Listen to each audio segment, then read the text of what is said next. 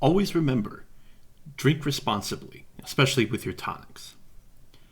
This is Colonel M, and today we are going to be looking at Chapter 5, Fire Emblem Engage Maddening mode.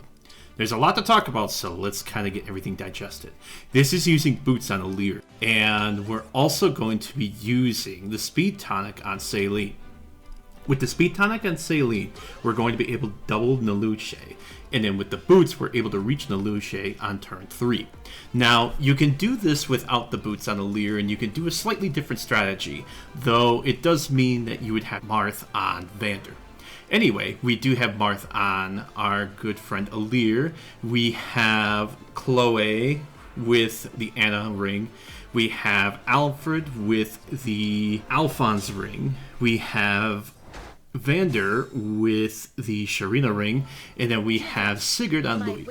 So turn 1, we can't KO this Armor Knight by attacking it normally. So we're going to use Echo here, and Echo Seraphim will secure the KO against this Armor Knight. This means we don't need anyone else within combat to help us with it.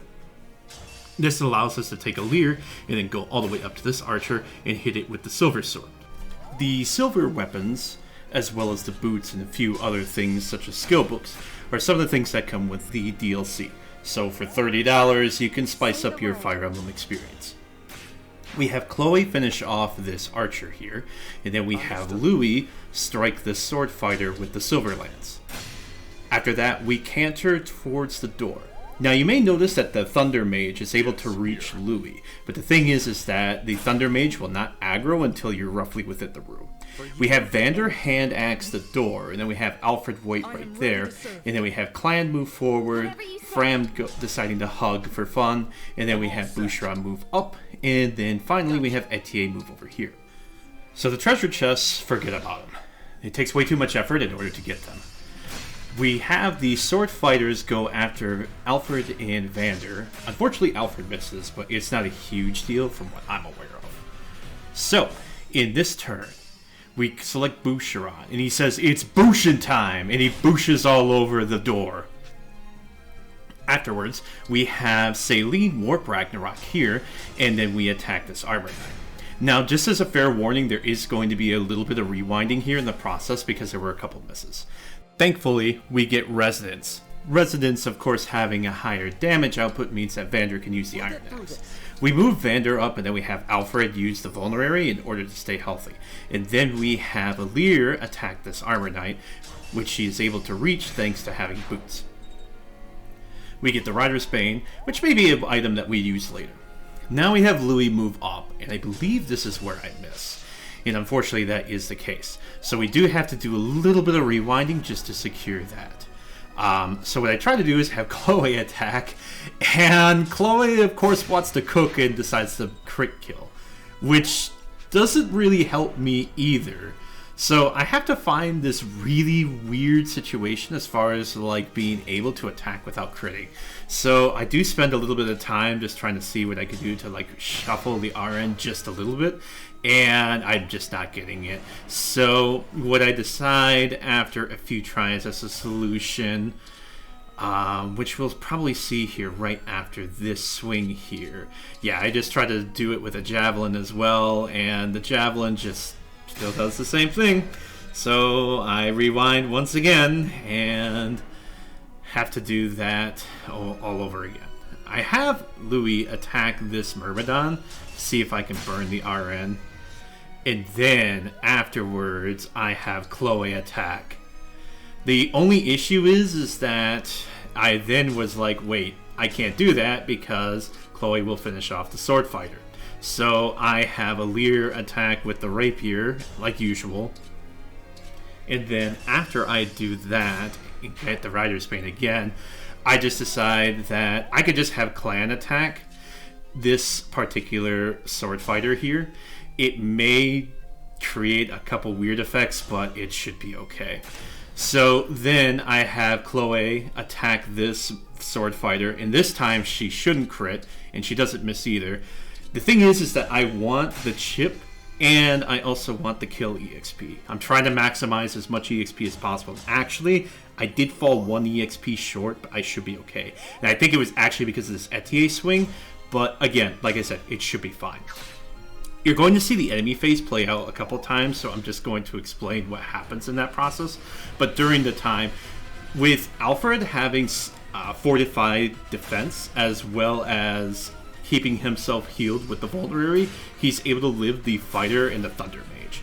So then we have Nelucce go ahead and attack Louis here, and then everything else is going to start trying to crash into Louis. And thus, we need Louis to hit these. And for the most part, he's pretty reliable with it. Like, he has a decent chance to hit, but there are, like, very sketch chances where it might miss. Now, the other sword fighter suicides into Chloe, and then this one goes into Clan. So from here, this is where we are going to manipulate the RN a bit. If you notice, there is that Qi Adept that is one above on the Myrmidon. So what I do is try to manipulate to where the Cavalier and the Qi Adept might move a little bit differently. So I start from the one Cavalier that moved before, and then eventually I get a configuration like this. This is actually one of the things that you can do with the Time Crystal. It's something that's not always known. So we have Alfred attack that sword fighter there with the javelin, and that sets us up for spur attack. Meanwhile, we have Chloe finish this off, and this is where I noticed that I actually fell an experience point short. But again, like I said, it probably will be okay, but it's one of those that I'm going to be real with you, it does make me nervous. I have Fram heal Chloe just to like get some EXP. Again, it's probably not really taking Fram anywhere, but it's for the fun of it, right?